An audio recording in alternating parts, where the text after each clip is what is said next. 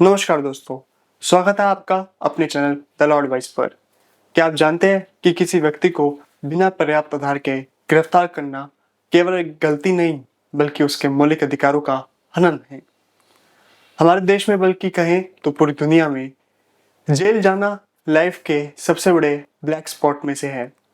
शायद ही कोई व्यक्ति जेल जाना चाहता है, चाहे वहाँ कितनी ही सुविधाएं मिल जाएं।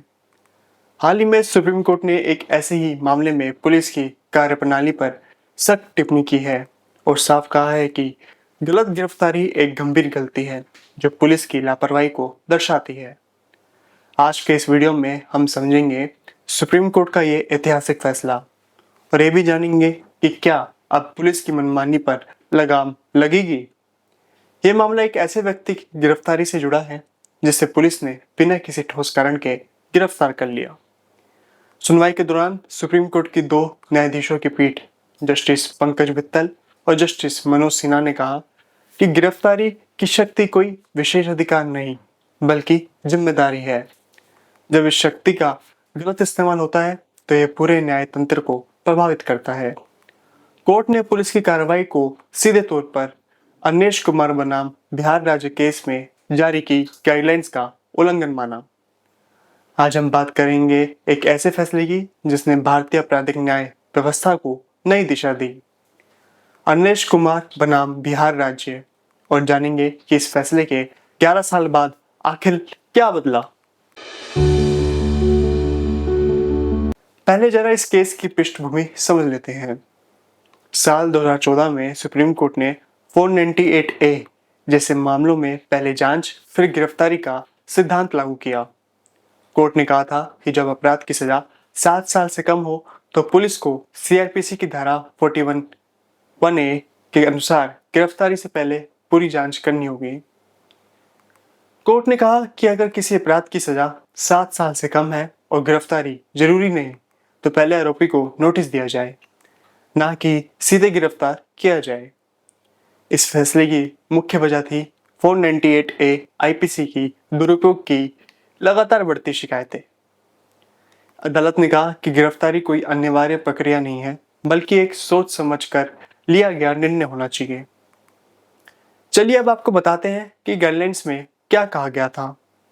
पुलिस अधिकारी तभी गिरफ्तारी करेंगे जब CRPC की धारा 41(1)A की चेकलिस्ट पूरी हो। गिरफ्तारी ना करने की स्थिति में धारा 41A के तहत नोटिस जरूर दिया जाए। गिरफ्तारी की वजह लिखित रूप में दर्ज की जाए।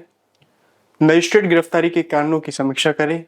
गाइडलाइंस का उल्लंघन करने वाले पुलिस अधिकारी के खिलाफ अवमानना की कार्रवाई हो सकती है। अब समझते हैं कि आखिर 11 साल बाद क्या बदला। NCRB के डाटा के मुताबिक 2012 में 498A के तहत 1,97,762 गिरफ्तारियां हुई थी, लेकिन 2020 में यह संख्या घटकर 1,11,549 रह गई, यानी लगभग 44% की कमी। पर क्या वास्तव में पुलिस और मजिस्ट्रेट इस आदेश का पालन कर रहे हैं? हाल ही में उत्तराखंड हाईकोर्ट द्वारा ऐसे मामलों को साइक्लो स्टाइल आदेशों के जरिए निपटाया जा रहा था। सुप्रीम कोर्ट ने इस पर सख्त टिप्पणी करते हुए कहा, यह पूर्ण रूप से गैर न्यायिक और लापरवाह रवैया है। कर्नाटक हाईकोर्ट ने एक मामले में गलत गिरफ्तारी के लिए पुलिस पर 1 लाख का जुर्माना लगाया था।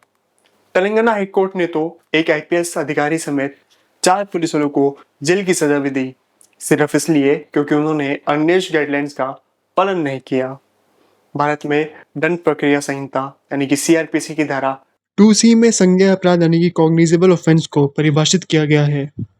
इसका मतलब है ऐसे अपराध जिसमें पुलिस गिरफ्तारी कर सकती है और बिना मजिस्ट्रेट की अनुमति की जांच शुरू कर सकती है। मगर ध्यान देने वाली बात यह है कि यहाँ पर कर सकती है लिखा है, करनी ही है नहीं लिखा, यानी गिरफ्तारी पुलिस की एक वैकल्पिक शक्ति है, अनिवार्य कर्तव्य नहीं है।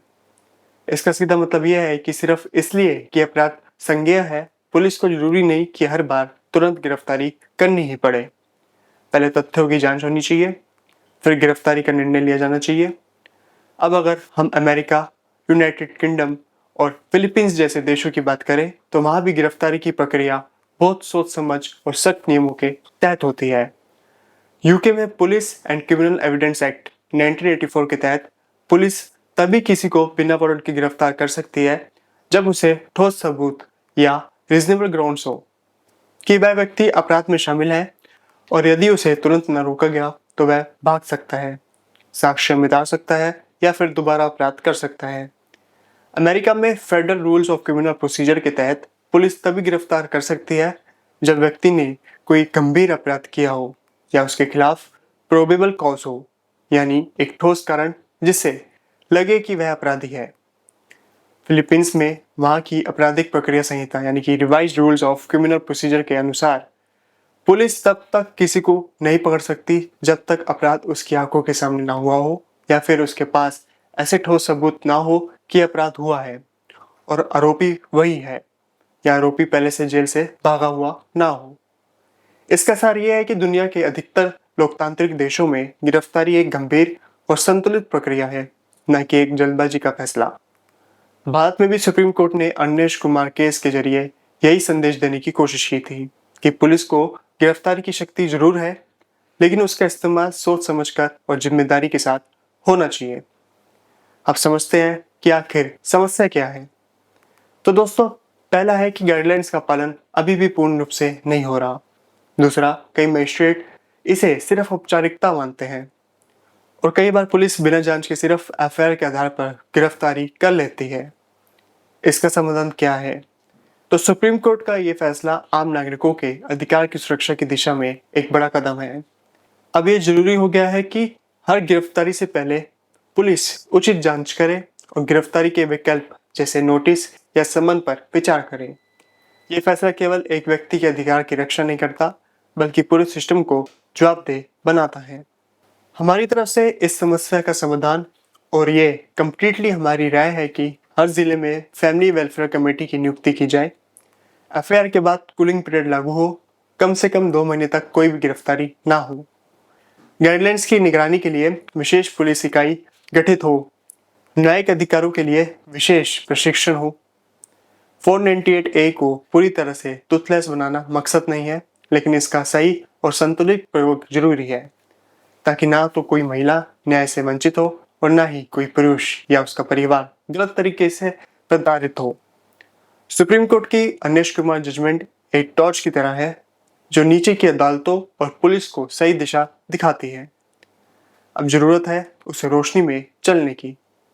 तो दोस्तों, सुप्रीम कोर्ट का ये फैसला न केवल कानून के सही पालन की ओर इशारा करता है, बल्कि एक सवाल भी उठाता है, क्या पुलिस की मनमानी पर लगाम लगेगी?